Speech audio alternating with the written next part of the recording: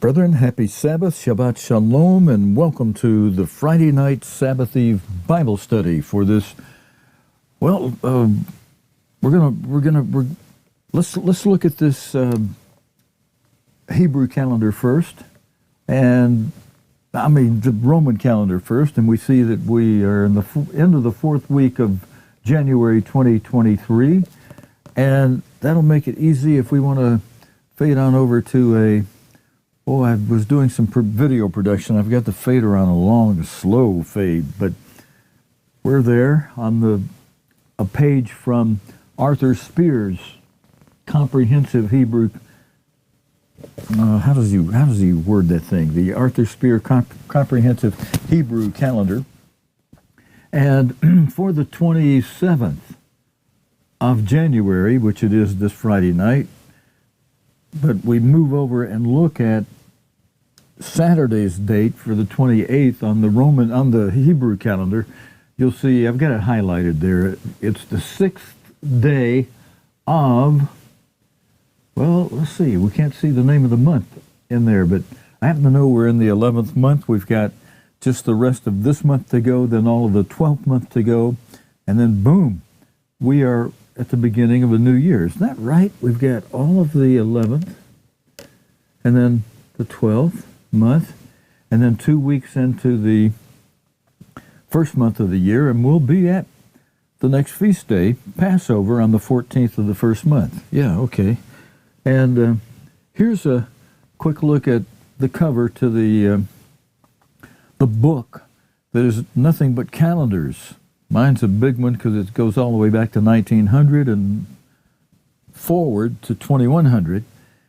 And there's nothing in it but pages like the one I just showed you that contain two sets of calendars on each page. On the left side, the civil calendar for the Roman Gregorian calendar, and adjacent to it on the right side of the page, matched up corresponding to the Roman calendar dates, is God's sacred calendar, the Hebrew calendar, so that we can interpose with the Roman calendar dates and from the Roman calendar know what the feast day dates are.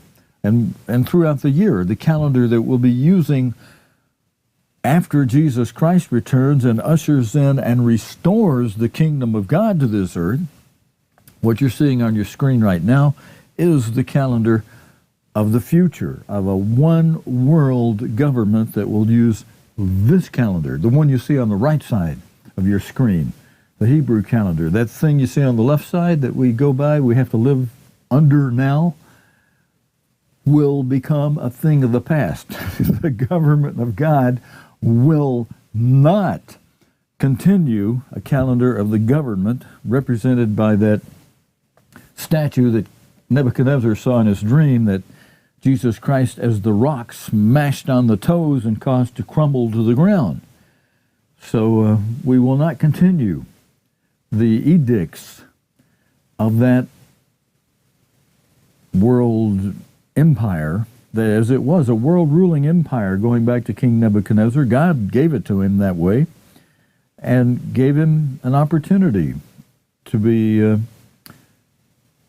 submissive to the government of God, but King Nebuchadnezzar was only submissive so far, and then once he died and his sons came in, then the handwriting was on the wall that, hey, you goofed up, and your empire is going to be handed over to another one, and we're going to end the dynasty of your father's world-ruling empire and go on to the second world-ruling empire. And so now we're in the fourth world-ruling empire, the Roman Empire, with its head in the abyss after having suffered a fatal wound, but he's in there healing, and we're waiting on, as former German Chancellor Angela Merkel said a couple of years back, as she lectured against the dilly-dallying around of the British Parliament as they toyed with Brexit.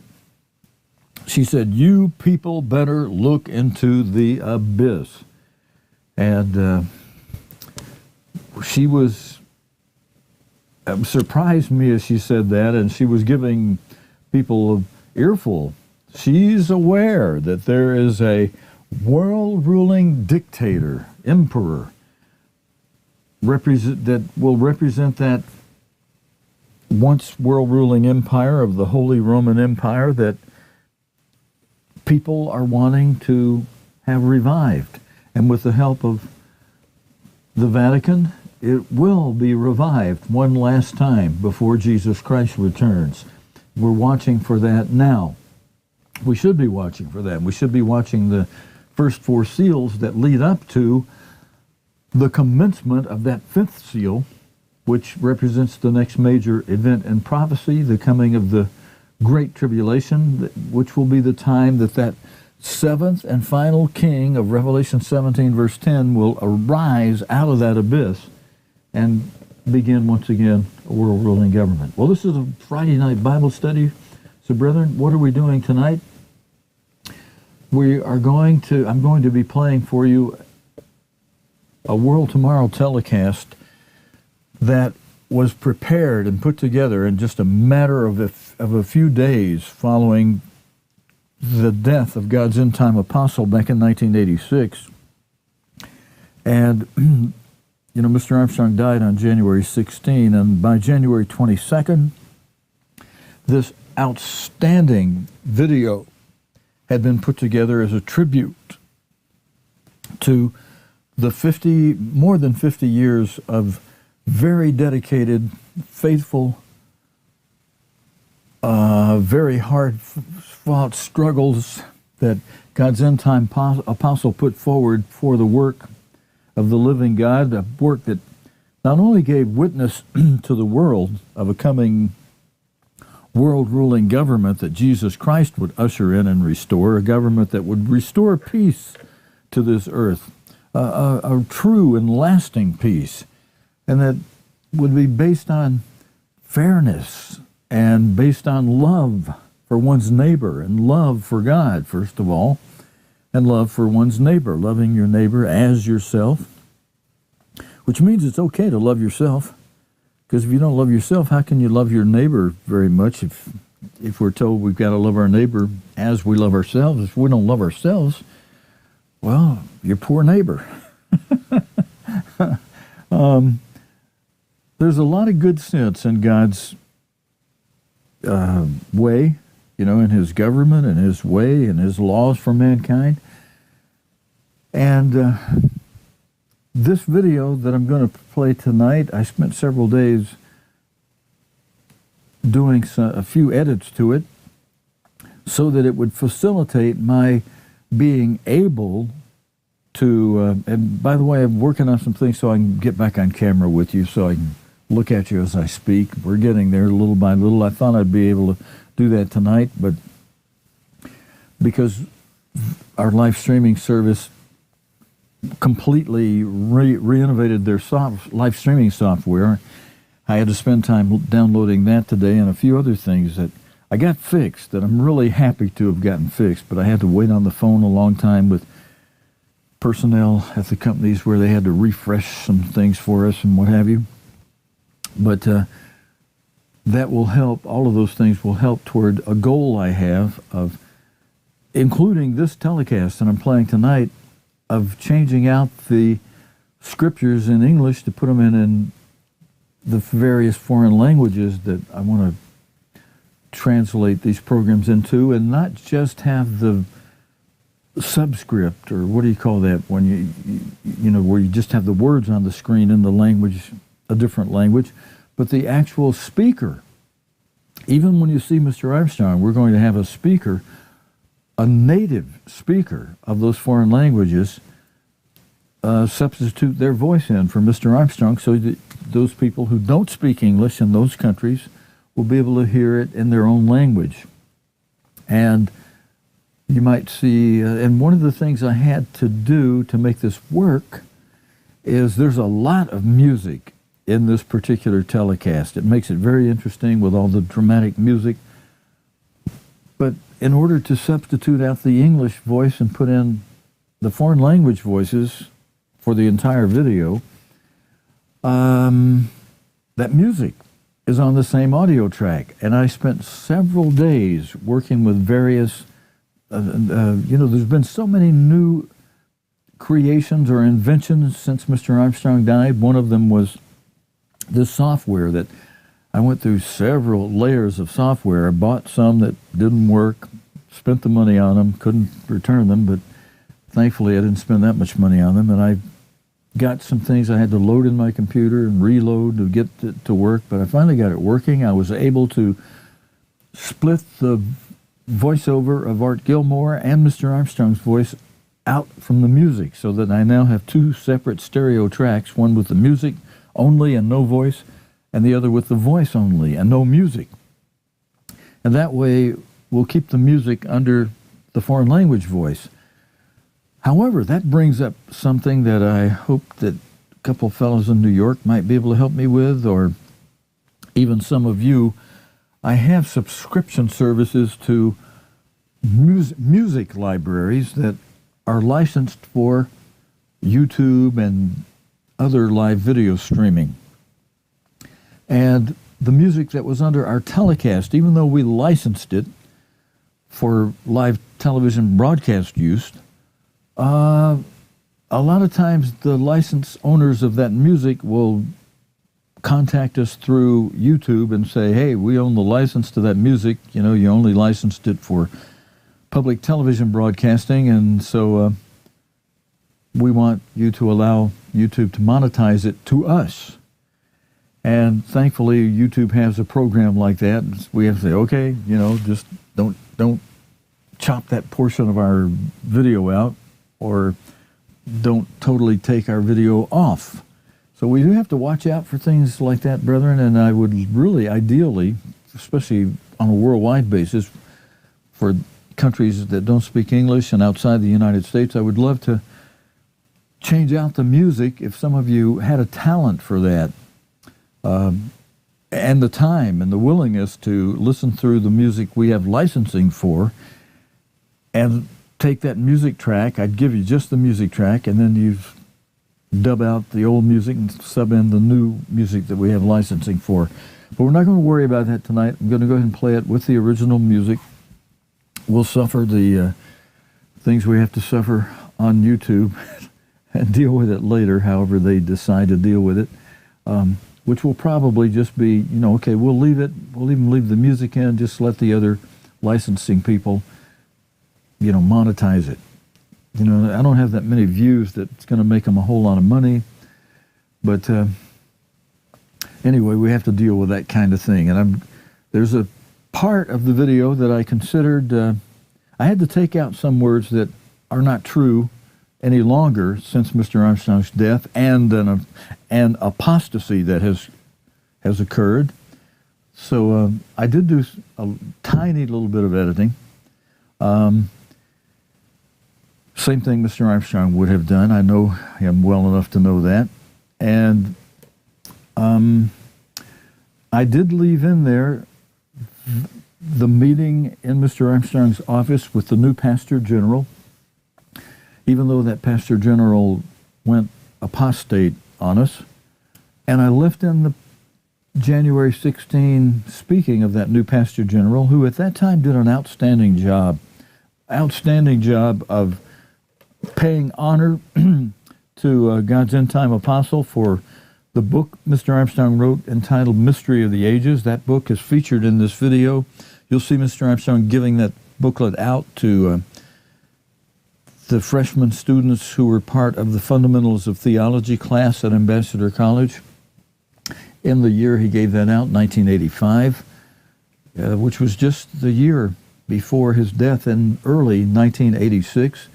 As you'll hear in the video, his date of death was January 16, 1986.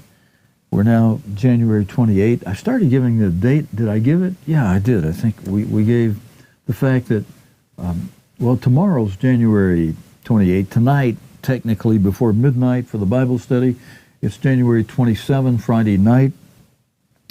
The lovely thing about God's calendar is that once the Sabbath occurs at sunset, the date on God's holy sacred calendar, it became the 6th day of the 11th month. We got the whole 11th month to go.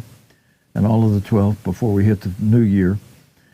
But it became the 6th day of the 11th month at sunset tonight, and it continues to be the 6th day of the 11th month until sunset, until the next sunset. At the end of the Sabbath, I was going to say toward the end of Saturday, but Saturday at sunset still has, 6 more hours to go till it hits midnight and changes the day on the Roman calendar. So that craziness by man who would change the calendar further if he could get away with it. It was interesting on the door of one of these fast food places. I grabbed a cup of coffee at a fast food place this week when I stopped. It was a cold night. I wanted something hot, and I had a lot of work to do when I got back home after going out to the store. And I needed to use their restroom too, so I bought a coffee. But on the door as I went in, it was interesting to see that their hours were posted as Monday through Sunday, instead of, like most places do it, Sunday through Saturday. Especially with the way people consider the weekend, Saturday and Sunday. They consider Saturday and Sunday the weekend, and the weekend to a lot of people is over when Sunday is over and it becomes Monday. To them, the first day of the week, especially in a business working sense. But here on the front of this restaurant or quick food place was their calendar, starting with their hours Monday, and they had Monday through Friday hours, and their Saturday and Sunday hours were different. But I thought, well, that confuses kids. They think Monday's the first day of the week, the way this thing is posted on their door. But the real first day of the week is the first day of the week, which man calls Sunday. But here we are at the Friday night, January 27th. It's the 6th day of the 11th month tonight. It'll be the 6th day of the 11th month in the morning. It'll still be the Sabbath at both periods of time.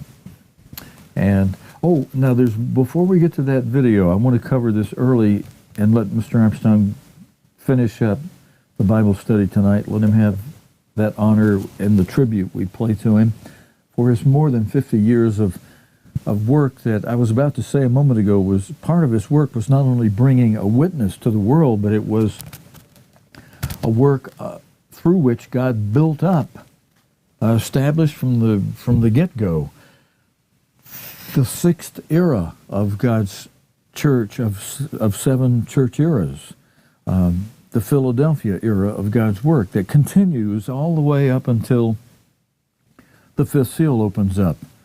And as Mr. Armstrong put it, as he was explaining it, it commences, that next era, the 7th era commences. It has not begun yet, as so many ministers are wrongly, I'm going to use the word wrongly, you guys are saying it wrongly, you're not staying faithful to the truth as God revealed it to us through his end-time apostle, who made it a doctrine in the church. And the Bible backs up that doctrine, that the Laodicean era as an era does not begin until the 5th seal commences.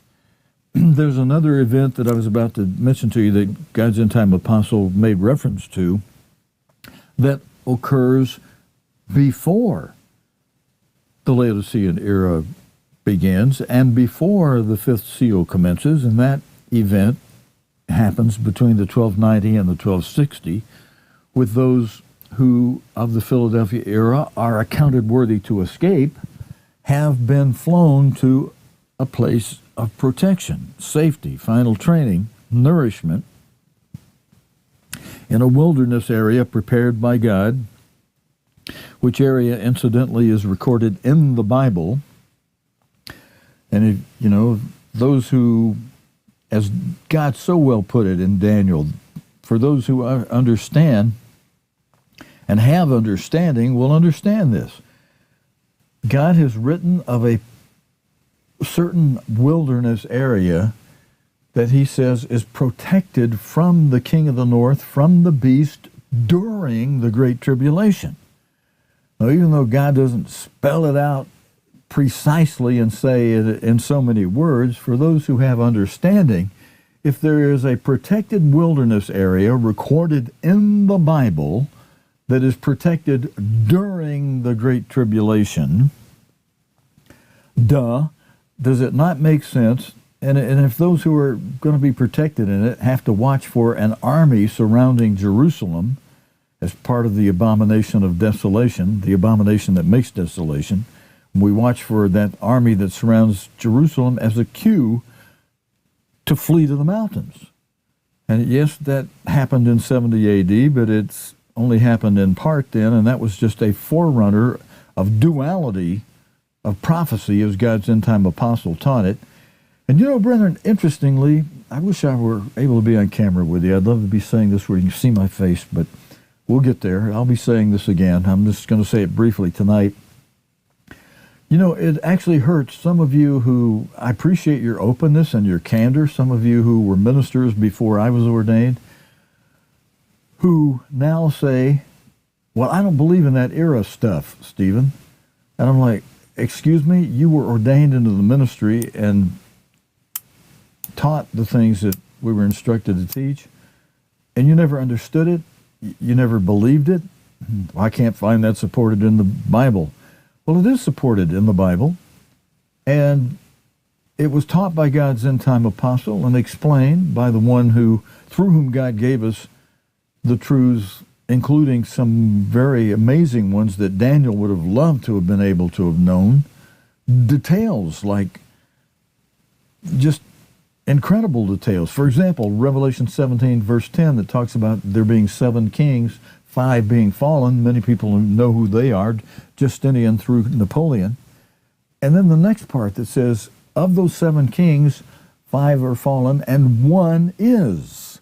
And the other is yet to come, number 7. We don't know who that's going to be yet. But the 1 is was revealed to the world by God through Jesus Christ, through their most faithful servant, Herbert W. Armstrong, who explained back in 1936, after Mussolini had invaded Ethiopia, after having gotten a concordant, a writing from the Vatican authorizing him to do that, and then he announcing that he had revived the old Holy Roman Empire and proclaimed himself as the new Julius Caesar.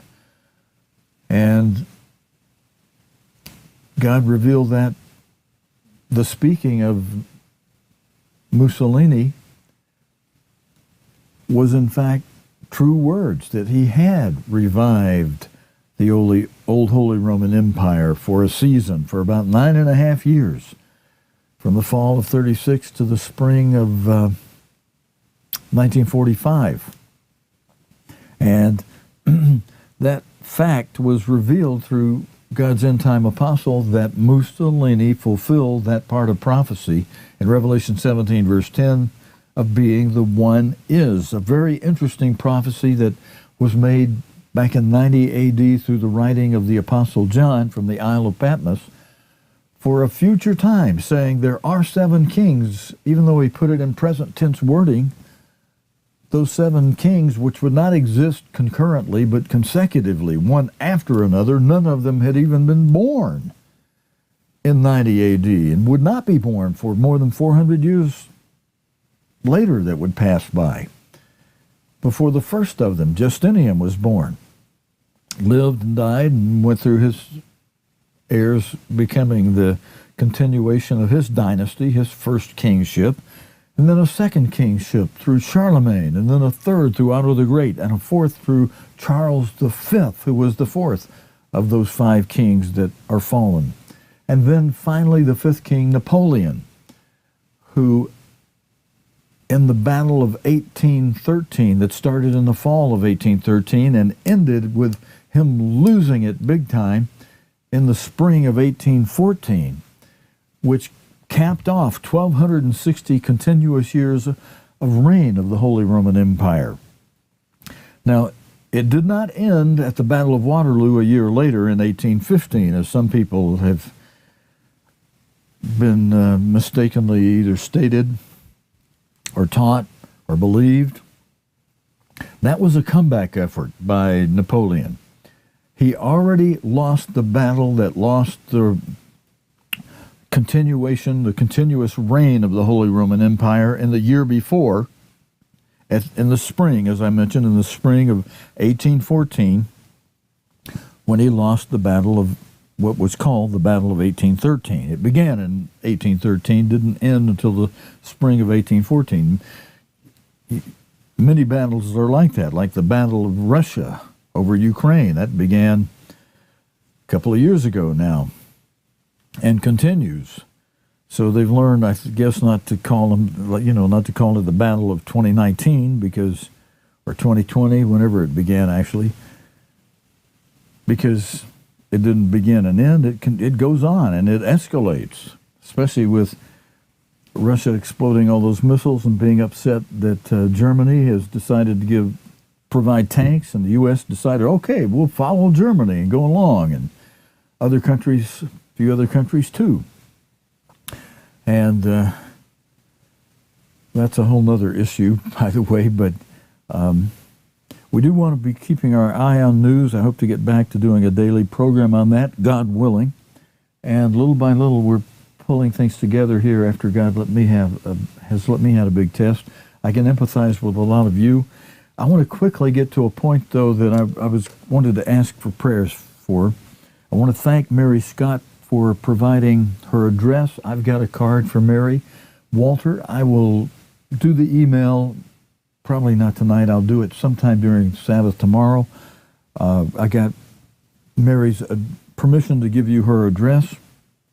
And by the way, brethren, some of you have asked me for address of other brethren, and I'm trying to follow the rule that was laid down by Mr. Armstrong at headquarters in Pasadena for so many years, when someone would call in and say, hey, I've got a good friend, I'm at the feast, I'd like to write them, and could you give me the address? We had a policy that was liberal in a certain way of helping people be able to contact other people, but it was not by giving anyone who called in the address of another brother or sister who they said they had met and wanted to be able to write them, and could I have the address? We'd say, fine, you give us your address, we will send your address to that brother or sister and let them know that you want to contact them, and then if they want to have contact with you, they can write you and say, hey, I hear you wanted to write me, here's my address, and you have their permission then to use their address and be writing them, and they give it to you. But I thought that was a good policy, because being a large church, and there is a reasonable expectation of your records being maintained in a private way. So I do the same thing for the most part. If somebody asks me for somebody's address, I will tell the person, I'll tell the person whose address you want, that you want to contact them, and I'll give them your address. Since you are wanting to make contact with them, I'll give them your address. And if they want to have contact with you, then they can write you direct and say, hey, I hear you wanted to contact me, and that'd be lovely. Here's my address. Or if, on the other hand, they say, well, I don't know this person. I'll wait and see if I meet them somewhere or whatever, or meet them again or see them at the feast again, if that works out. And we're in that situation where we're scattered, not only scattered, but divided, so that now, even if a person went to the same city, and by the way, I got that request. I'm not going to mention a last name, but Dan, I didn't answer you right away on your email because related to the band that offered to play for us, and regarding people in the same city where we'd be holding that dance, of other quote-unquote fellowships. You really made me give a lot of thought to fellowships, because that's the definition of that word that used to just mean people informally or formally getting together, but when we were of one body and we're of one quote-unquote fellowship, it was a lovely, nice, friendly thing. Now the fellowship is laced with divisive organizations, some that are cooperative with other organizations and some which are not, but those that are cooperative are only as cooperative as the other leaders of the other organizations that used to be one body, and we all used to follow 1 Corinthians chapter 1, verse 10, where God instructed us to all speak the same thing and have the same judgment. And we had a way of doing that by having top-down one man God was working through, and we all the layers of leadership went up the line to that one human leader who would take it to Jesus Christ, and if he needed to, would fast to get an answer from Christ back down, filtered back down through the rest of the leadership. And yet, we're finding out that even during the time when Mr. Armstrong was alive, there were some who either didn't study it or just had a stubborn attitude about things or an inability to understand, who didn't believe that that God inspired the truths we have through Mr. Armstrong and prove them up from the Bible, and be willing to have an open mind to say, hey, yeah, I see that in the Bible, instead of fighting it and saying, no, I don't see that in the Bible. Well, it's reminds me of people who stick their heads in the sand, and won't listen to the elements of the teaching that when you do and you take them line by line, precept upon precept, you see, hey, this does fall in line, and if you don't understand it right away, sometimes you have to put it on a shelf for a while, but you put it on a shelf with prayer, saying, hey, I had to do that for 3 or a little more than 3 years with the subject of Pentecost, because I had kind of an early understanding that it should be Sunday from what I believed I was seeing in verses 15 and 16 of Leviticus 23, that those two verses, one of them's a checkpoint of the other verse, and as I checked further and deeper into the original Hebrew and saw that word for Sabbath was Shabbat, the Sabbath day, not just an idiomatic expression meaning any day of the week, and other things. But, brethren, what did I do? I put that on the shelf until God directed the leadership to make a change, but also because I believed it, I also kept Pentecost on Sunday and also kept it on Monday for 3 years. And I didn't make any waves about it. After having talked to a senior in my dorm at Ambassador College in Pasadena who said, Stephen, an evangelist has already gone to Mr. Armstrong about this, and 20 years ago, and we're still keeping Pentecost on Monday. An evangelist went to him. I said, oh, well, I'm just a freshman. Mr. Armstrong, if that evangelist didn't have anything convincing to Mr. Armstrong, I guess I'm certainly not going to convince him, and I wasn't even going to try to convince. I wasn't quite sure myself. I said, it just looks like to me this is saying it ought to be on Monday, is the position I was in initially. But because it looked genuinely like it should be Sunday, I kept Sunday in accordance with what I believed the Bible was saying, but I also kept Monday to be in obedience and submissive to the leadership over us and not making any big waves against that leadership. But praying fervently, God, if I'm right, please correct us from the top down through your leader. And if I'm wrong, please correct me and help me see what it is and why the Bible seems to be saying it ought to be Sunday. And and if it's not saying that, help me understand why I'm thinking it is when it's not. But 3 years later, and after many prayers about it, especially between the fall holy days and the spring, when it would be coming up, when Passover would be coming up, we'd have to be counting to Pentecost again, and I'd be saying, boy, we're not counting this right, Mr. Armstrong. But I I continued to just pray fervently about it, and then one day, all of a sudden, it was a great and pleasant surprise that, well, it was mixed surprise, because I actually hurt for Mr. Armstrong as I saw him as if it were eating crow as he explained, well, we've been wrong about keeping Pentecost on Monday, and the reason, but he gave good explanation as to why, and I said, well, hey, Mr. Armstrong, that doesn't really implicate you that badly. You followed the English grammar rules for the language that had been rendered in English from the original language, but not properly rendered because they failed to follow the transliteration rules for carrying over the grammar syntax. That's the bottom line of it. The Hebrew grammar says you count beginning with the wave sheaf day. It's inclusive. You include the wave sheaf day as part of the count, the morrow after the weekly Sabbath that you number as the wave sheaf day. It's the day after the weekly Sabbath, and it's the day that begins the 50-day count toward Pentecost, and then it goes for 7 weeks that have to be full, 7 Sunday through Sabbath weeks that have to be complete. 7 full weeks of first day through seventh day weeks. And at the end of that last seventh day, that seventh Sabbath, when 7 weeks are complete, then you number the day that begins at sunset at the end of Sabbath. After that seventh Sabbath, you number it as number 50.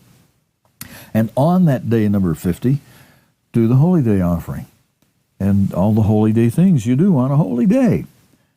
And it's pretty sweet and simple. And God gave us the correction back in 1937, but because of the rendering with the word preposition from that's not in the original Hebrew, Mr. Armstrong properly counted from the morrow after the seventh Sabbath instead of beginning with that morrow after not the seventh Sabbath, but the weekly Sabbath that occurs either on Passover or within the first 5 days of the days of unleavened bread. You know, that's something I should do with a chart on the screen. You know, even if it's the magnetic numbers on the front of my refrigerator, which we've laid out in a way that makes it easy to understand it. But I wanted to thank Mary Scott for her address, and brethren, those of you who have a heart to pray for someone who got some shocking news last week as she learned her son died. That's Mary Scott from Glen Falls, New York, longtime member of the church. And as you'll hear in this video tonight, with a tribute to Mr. Armstrong and the man who was appointed to take over the pastor generalship, who did a good job in trying to keep people not to grieve over much on the day that Mr. Armstrong died, but he makes a good point when he makes mention of the fact that we don't become overwhelmed with grief the way the rest of the world does because of our understanding that people who die will be coming up in a resurrection and we'll be seeing them again at that time. And then with reference to God's end-time apostle, those who knew him personally, we will be seeing him in that first resurrection, a most joyful, wonderful time when the innumerable multitude and the 144,000 will become part of the most blessed resurrection, a small spring harvest, and will join Jesus Christ as his bride, his wife, reigning and ruling with him in the throne from this earth for 1,000 years over those who live in the world tomorrow. And then at the end of that, all the billions who are resurrected in the great white throne judgment at the time of the second resurrection. And we'll help Jesus Christ train those people and instruct them properly. With part of that instruction will include the Hebrew calendar. That the sooner we start learning how to live under this calendar and count it toward the days that represent salvation, that we observe throughout the year, beginning the year with the feast day of Passover, the next feast day, which will occur in the evening Tuesday night of April 4 this year, 2023. At sunset on April 4, it becomes the 14th of the first month on God's calendar. But we do, let me go back to what I was just saying. We want to, I would like to encourage you, brethren, to remember Mary Scott in prayer, asking God to comfort her in the loss of her son, the death of her son. And she knows, like you'll hear, the man that God appointed through the hands of Herbert Armstrong to become the new pastor general, who did a very good job. We're leaving it in the video of explaining to the employees at headquarters in Pasadena that Mr. Armstrong had died that morning, and that we should go on doing the work that God began through Mr. Armstrong. And we should remember that those who went on and who go on now were put together in a body through God's end-time apostle Herbert Armstrong in one church, one body. And that's really what we continue to be, and hopefully we get our heads straight about it. We are, even though we're scattered, we are one body, not hundreds of little organizations of different bodies and flocks. And, oh, this is my group, we're the best over here. No, we're still one body, but scattered. And, we are able to be together here on the internet, assembled together. And as long as we recognize that God has allowed us to continue to be scattered, that the work that you're going to hear Art Gilmore make reference to in this video tonight, that God would continue, has been continued largely for the benefit of scattered brethren. Many of us brethren, I think many of you, as you hear Mr. Armstrong's telecast, you didn't hear them back during the time when he gave them, when he was alive. You missed a lot of those. Mr. Armstrong would lament about that at times. Brethren, are you watching my telecast?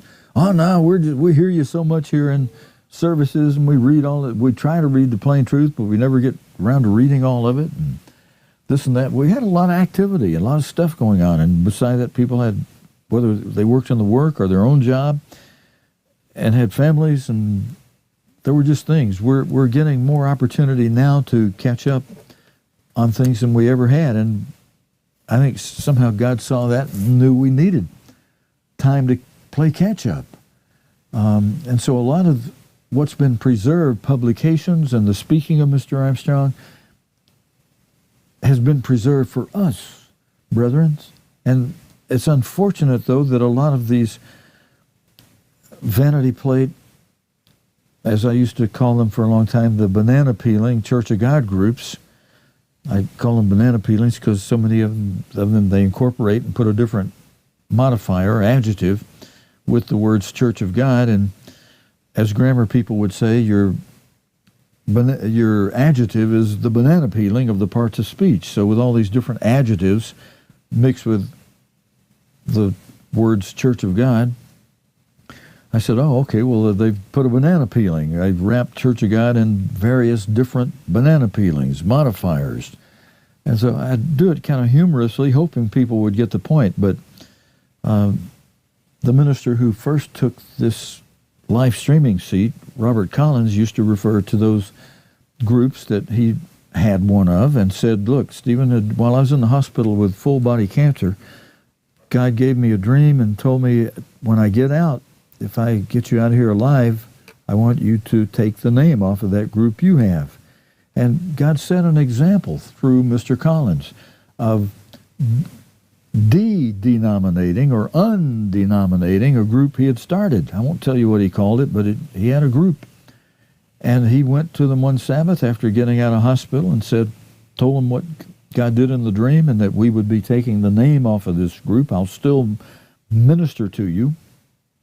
As Carmine Russo in New York so properly puts it, we don't really have pastors in the church anymore because we don't have government from the top down that appoints pastorships, congregations in this area or that area. We just now have ministers who left off in an area, and multitudes of ministers in those areas, whether they were already there or moved there, who've started groups, and the people in those local areas decide to follow this one or that one. Sometimes depending on who he lines up with, what other group, what group he lines himself under, what umbrella he lines himself under, or in many cases, many members of the body of Christ have told me, well, I'd see them at feast sites when I'd go to different places, and they'd explain the reason I'm here with this group. I'd see them on the beach, but they'd say, well, I'm attending in this area with this group over here because that's the group that my last minister lined himself up with. And so I said, if he goes to this group, you go to that group. If he goes to another group, you go to that other group. Yeah, pretty much that's it. Wherever he goes, we go.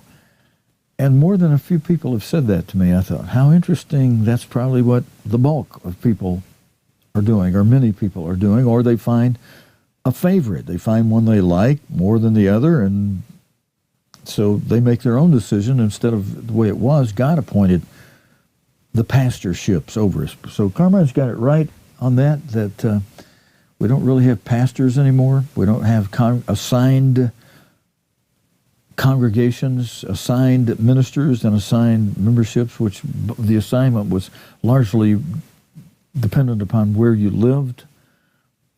But your minister would be assigned to that area, and after 2 or 3 years would often be changed. And there was a benefit in that change. Hey, by the way, our recording just stopped. I hope that's not affecting our live streaming.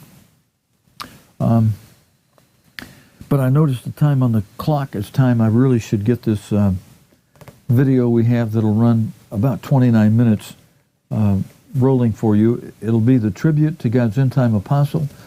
The scriptures you'll see on the screen, there's only a couple that Mr. Armstrong referenced, are set so that I can easily change those to scriptures in the foreign language according to the Bibles we've determined would be the most likely one for that country today that more people use. Like Mr. Armstrong used the King James in his broadcast primarily used the King James because he would, as he put it, more people in the United States have the King James Bible than any other version.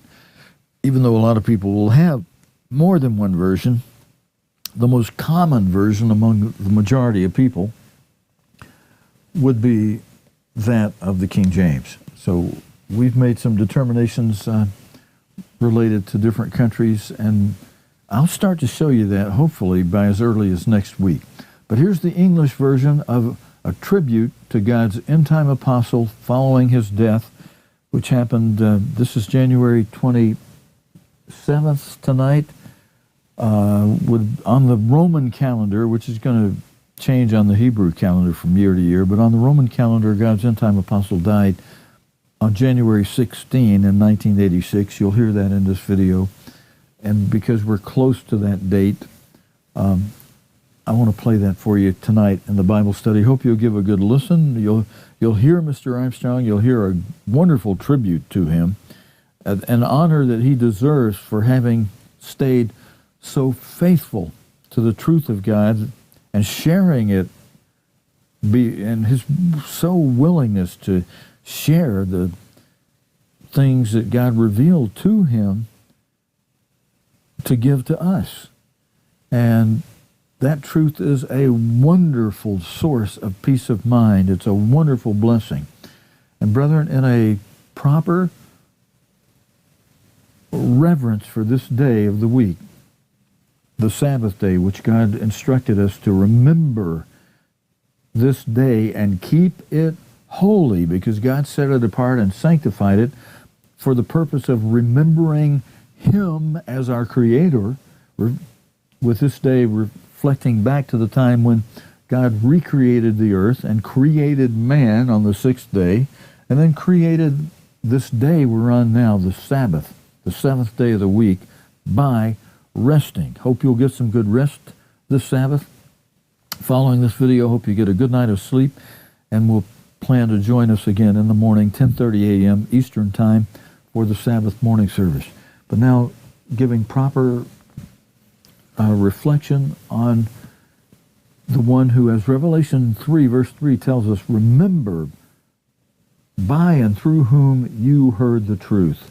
So this remembering God's end-time servant through whom we got the truths we have today is a good thing to do. Let's give a good listen now as Art Gilmore will introduce this tribute to God's end-time apostle, Herbert W.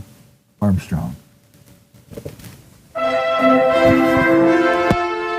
Herbert W. Armstrong died peacefully at his home in Pasadena, California on the morning of January 16, 1986. He was in his 94th year.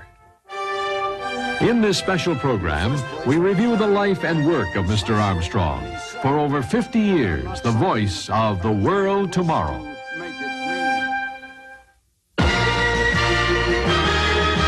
The following is a special presentation of The World Tomorrow.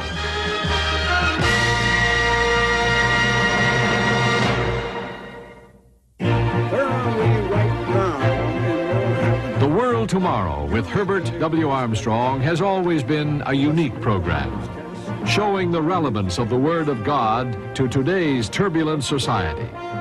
It explains the real cause of the troubles of this world and the promise revealed in the Bible of a better world tomorrow. For over 50 years, Mr. Armstrong delivered this message of hope on television and radio stations around the world. The World Tomorrow program is seen and heard on over 350 stations throughout the United States, Canada, Europe, Australia, Asia, and the Caribbean islands. Subtitled versions of the program can be seen in France, Canada, Italy, and Scandinavia. It is planned to make the program available in several other languages. Herbert W. Armstrong was one of the pioneers of religious broadcasting. His voice was first heard on the air in 1933 when he was offered 15 minutes of airtime on station KORE, then broadcasting with only 100 watts to the towns and villages of the Willamette Valley in Oregon. In later years, Mr. Armstrong would often reminisce about his early experiences in broadcasting. Then, in October 1933, I had an opportunity to go on the local radio station 5 mornings for 15 minutes. It was free time, and they couldn't get ministers in local churches to take the time, and so I was able to get it, and of course I didn't have to pay for it. Now that led to the radio church. There was quite a lot of mail coming in, and the manager of the station asked me then to start a regular Sunday program, and so the church went on the air, and I did the speaking. And on the first Sunday in 1934, we went on Sunday morning at 10 o'clock, and the cost was $2.50 a week, and I only had the money pledged from the brethren for $1.25 a week, and I had to take the rest of it on faith. That was the beginning of what we called then the Radio Church of God. February 1st, the Plain Truth came out with its first issue, mimeographed. Only about 350 copies were made. Although Mr. Armstrong did not realize it then, those first broadcasts and the first mimeographed copies of the Plain Truth magazine were the beginning of what was to become a worldwide work to fulfill the great commission that Jesus Christ gave his church.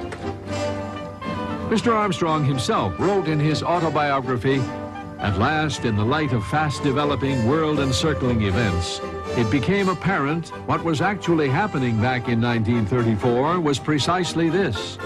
Jesus Christ was opening the gigantic mass media door of radio and the printing press for the proclaiming of his same original gospel to all the world." Today, my friends, we are in the time as foretold by Jesus when he said that this is the beginning of sorrows, just the beginning of trouble and of sorrows in the world today. And so again today, my friends, I want you to notice first Jesus' Olivet prophecy found in the 24th chapter of the book of Matthew. Matthew 24. It was a small and humble beginning, but like the proverbial grain of mustard seed, the work was destined to grow. By 1944, the World Tomorrow radio program could be heard throughout the United States. In 1953, it went on the most powerful station on earth at that time, Radio Luxembourg, broadcasting to the British Isles and the continent of Europe. The World Tomorrow. The World Tomorrow first became a television program in 1955, when television was a relatively new medium. Broadcaster and editor Herbert W. Armstrong reveals the startling significance behind today's world troubles with the prophecies of the world tomorrow, when wild animals shall be tame, a lion and a lamb playing together, and a little child leading them in a world of peace at last. Ladies and gentlemen, Mr. Armstrong.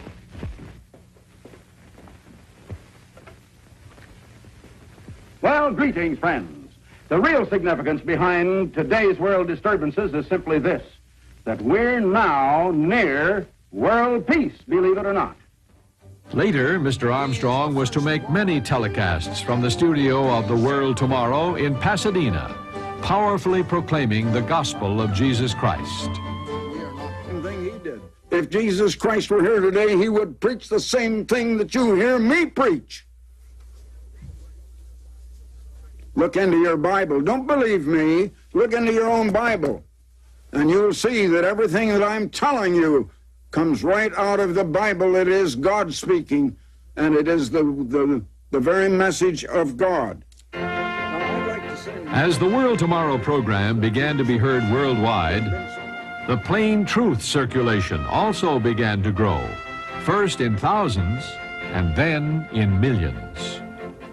The plain truth is unique among the world's mass circulation magazines, carefully analyzing the real meaning behind the news of the day, foretelling trends in world events with an accuracy that is based on the prophecies of the Bible.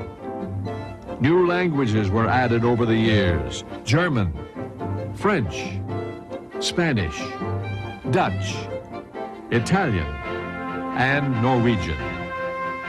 Today, the plain truth has a circulation of 8 million, with readers in nearly every country on earth. Mr. Armstrong remained active as editor-in-chief until the end of his life. He was present at the printing plant of R.R. Donnelly in Glasgow, Kentucky, when the 50th anniversary edition of the Plain Truth rolled off the presses. This 50th anniversary edition is still sent as an introductory copy to all new subscribers. In 1967, a remarkable door was opened for Mr. Armstrong to begin to reach some of the most important and influential men and women in the world. For almost 20 years, Mr. Armstrong traveled thousands of miles, meeting with kings, emperors, presidents, prime ministers, and leaders of many nations. The walls of his study are lined with mementos of those visits, gifts from the leaders of nations great and small. I probably have visited more heads of government in their own offices than any other man.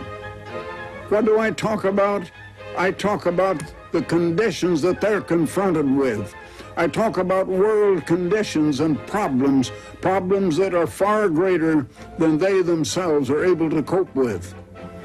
I talk about the cause of these conditions. I go as an ambassador, an unofficial ambassador for world peace, and they received me as an ambassador for world peace. But I have to tell them why we don't have peace. I have to show them how peace is going to come and why we don't have it. And you know, that makes sense to heads of state. They're practical men. They see these things about them all the time, and they begin to listen when I talk about those things. Do I talk about the kingdom of God? Yes, I do.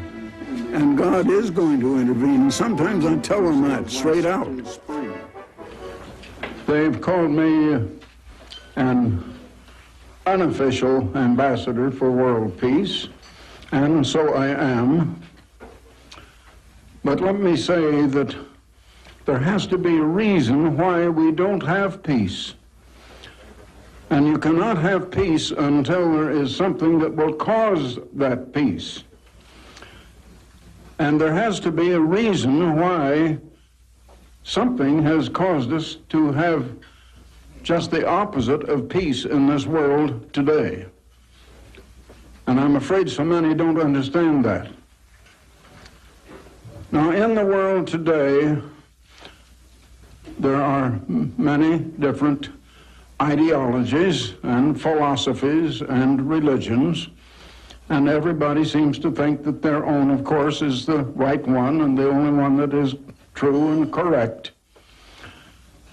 And I did not come to bring any religion or philosophy or ideology, but just to state a few facts that are facts.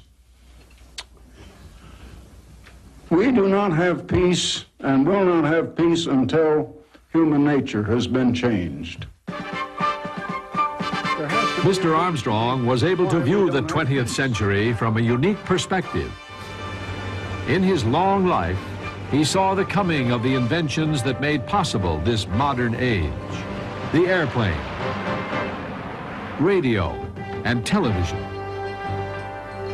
the computer, and space travel.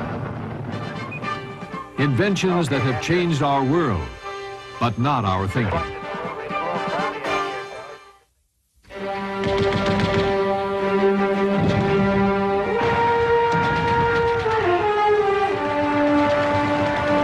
In August 1914, Europe erupted in war. For 4 terrible years, the great powers battled each other until they reached a standstill in the fields of France and Belgium.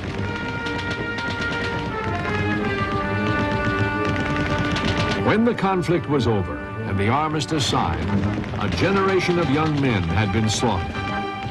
The world was sobered. Weapons had become so powerful, the destruction so complete. Surely civilization could not survive another war like this. This had to be the war to end all wars. Following the armistice, King Albert I of Belgium visited a battlefield in his shattered kingdom. Appalled by the scenes of ruin and slaughter, the king ordered an iron shell casing found on the battlefield to be cast into 4 watch cases. He intended to present the watches to the 4 individuals who he felt had made the most significant contribution to peace. One watch went to Field Marshal Ferdinand Foch, head of the Allied Supreme Command. Another was given to General John J. Pershing, Commander-in-Chief of the American Expeditionary Force.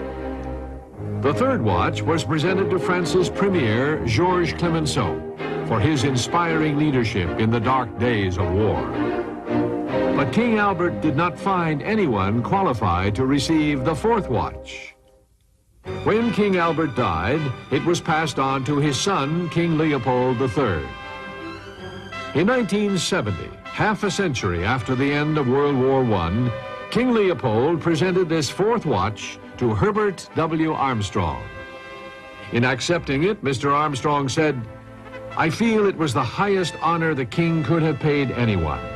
Whatever contribution to world peace I may be making is not through war, but through education, teaching millions worldwide the way to peace." The world has tried everything that man can conceive of for world peace. They have worked for world peace. They have fought for world peace. They have striven for world peace. But nothing has brought world peace. World War I was supposed to be the war that would end all wars. It didn't end wars. Then came World War II, and it was labeled as the war to end all wars. But as a matter of fact, more than 140 wars have occurred since the end of World War II. This book, the Holy Bible, says that the way of peace they know not. But men do not know the way to world peace. There has to be a cause for everything that has happened.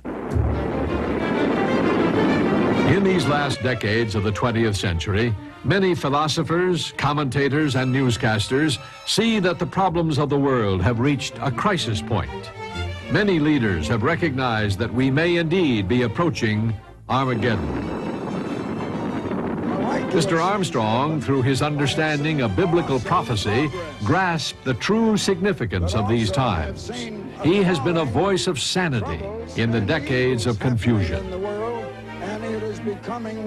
A staggering turn in world events is soon going to erupt that will astound the whole world.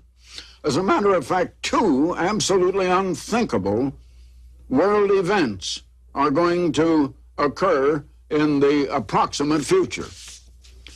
First, the unthinkable nuclear World War III that could wipe every man, woman, and child off the face of this earth, annihilate all civilization, is definitely going to come. But it will be stopped before any such fate finally happens. And then, just as unthinkable, is world peace, an absolute utopia on earth, and that too is definitely going to happen in the approximate future. The world is asleep. The world doesn't know what is about to strike. The world is going on as if things are going to continue just as they are. And I am warning you, they will not. There is only one authority that can tell us what is going to happen, that can give us the cause of what has happened and what will happen, so far as that is concerned, and that is the book we call the Holy Bible and its prophecies. This is the commission that Jesus Christ gave to his church, to preach the gospel of the kingdom to all the world before the end of the age, and the establishment of the kingdom of God, the coming time of world peace and happiness that Mr. Armstrong called the world tomorrow. That world tomorrow is not here yet, and so the work that God began through Herbert Armstrong will go on.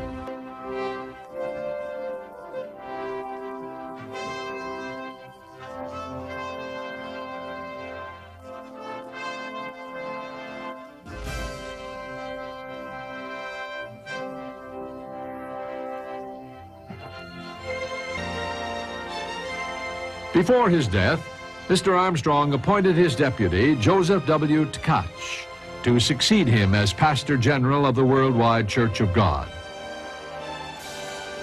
On the morning of January 16th, Mr. Tkach addressed the employees of the church assembled in the Ambassador Auditorium in Pasadena.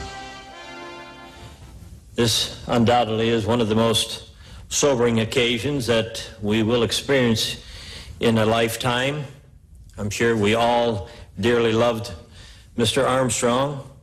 We are a product of his dedication and his service for all of these years, especially the last 53 years that he has dedicated himself to serving the great and living God.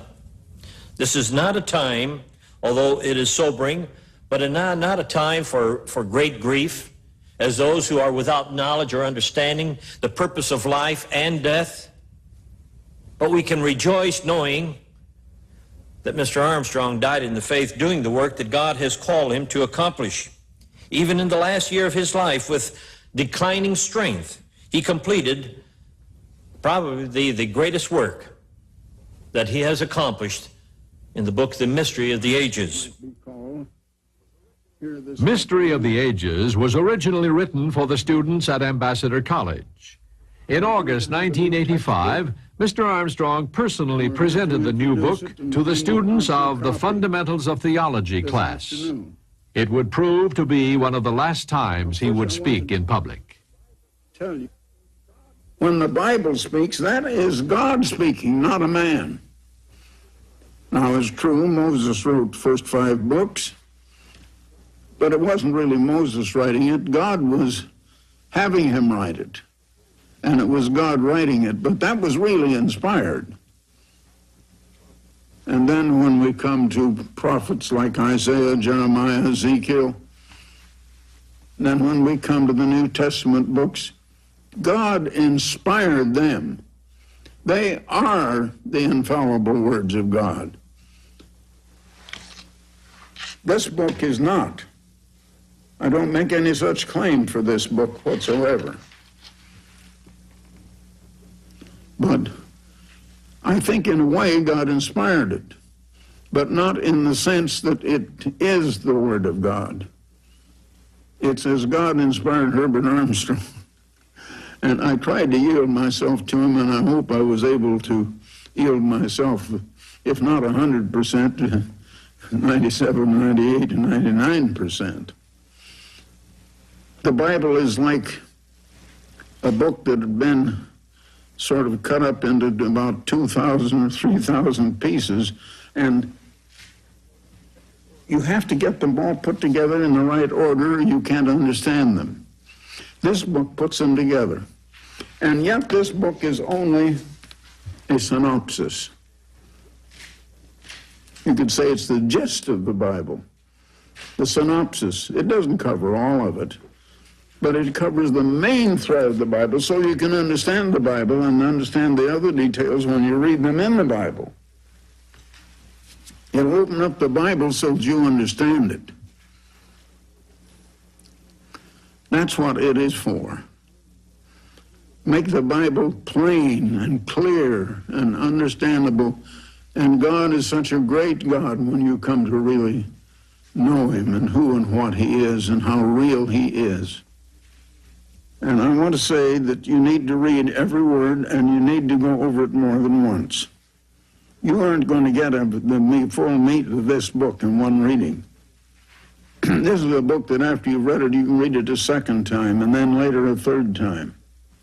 This book is not intended to take the place of the Bible. It's intended to make it so that you will understand the Bible. You must read the Bible with it. And this is to make the Bible clear and understanding to you as you read it, and bring its meaning out as you never saw it before. And I hope it will be a blessing to you. I hope you will enjoy it. It'll give you great happiness and enjoyment. I hope you'll enjoy reading it. And I hope more than any other book you've ever read, except the Bible. And perhaps, in a sense, this makes even the Bible more clear and plain, and you'll enjoy the Bible more from now on. Will you forgive me if I get a little bit of thrill that this was then done and this book is out now? Today is a pretty big day in my life, where I can hand the copies of this book out to each of you.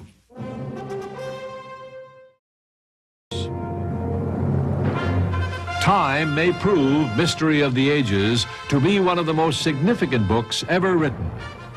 There is a great paradox in our world today.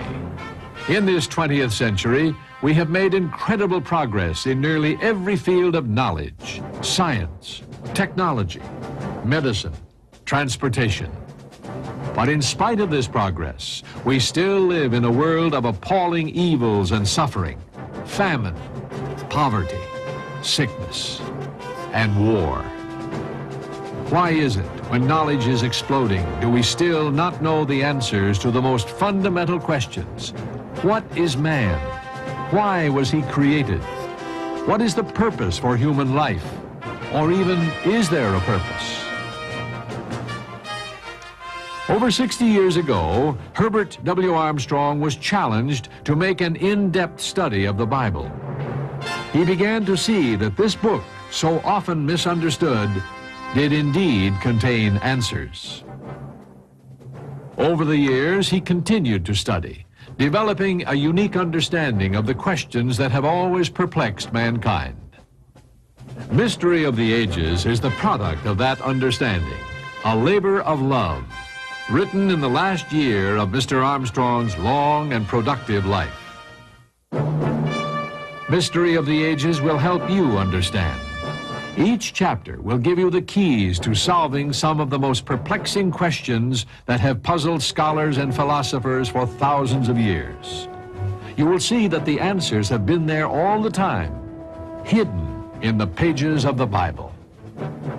Mystery of the Ages will help you understand your Bible as never before. Who is God? What is He like? What is the truth about angels and evil spirits? Did God create a devil? And then, one of the greatest mysteries of all time, what is man? And how did he come to be on the earth? Did he evolve, or was he created? And if he was created, why? What is the purpose of his existence? Or is there indeed any purpose? How did this world come to be the way it is? Are wars, famines, disasters, and poverty inevitable? Or is there a fundamental reason why things are going wrong? What is the church? Why are there so many different religions, all claiming to be true? How can you tell if a church is right or not? Or does it even matter? Finally, the mystery of the kingdom of God. What is it? Is it in heaven or on the earth? Or is it, as some believe, set up in our hearts when we accept Christ? Mr. Armstrong devoted his life to understanding these mysteries. He wrote Mystery of the Ages to share that understanding with others.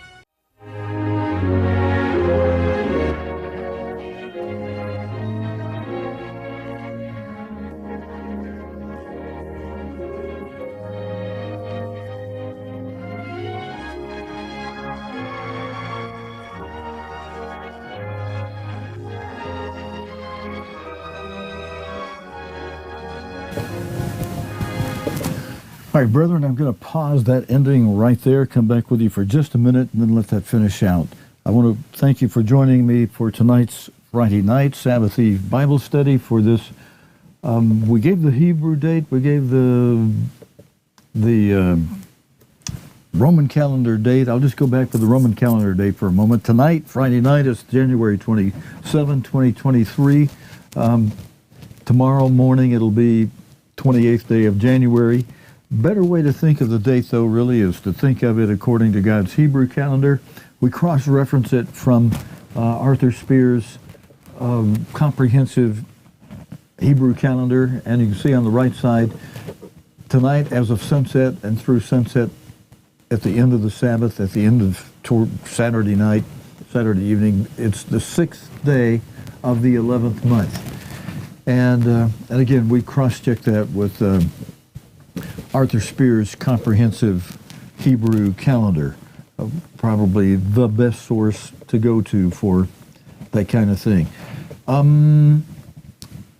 I'll comment during Sabbath services tomorrow on some of the things we heard tonight in this Bible study, in this telecast as a tribute to God's end-time apostle, Herbert Armstrong. And I just want to say, though, thank you for the comments that you made here. Karen, our new pastor general, wonderful man as a person. And there was a time I remember when he recognized he was in trouble. I saw him in the student center and he said, "Hey, please pray for me. The devil is after me." Somehow he was aware and knew that the devil did not want him to continue in the truths we had learned through Mr. Armstrong. And unfortunately, or fortunately, we went that path. You know, we don't know how God's going to judge those who were at the top. I wouldn't really want to be in their shoes, though, come that time. And those of us who have the opportunity to dedicate our lives more fully to the truths that we learned and studying God's Word and being in prayer and being aware, like Mr. Armstrong said, was recorded as saying during this telecast tonight, the world is not aware just how close we are to that commencement of the fifth seal, with that beast being there in the abyss, now being healed and made ready to ascend at any moment, more sooner now than ever, and of course more sooner than later. And we'll talk about that some more in the morning. I better let you go and get some sleep. Thank you again. Thank you for joining me tonight for the Friday evening Sabbath Eve Bible study. And Until the morning, I'll just wish you a very happy Sabbath. Shabbat Shalom.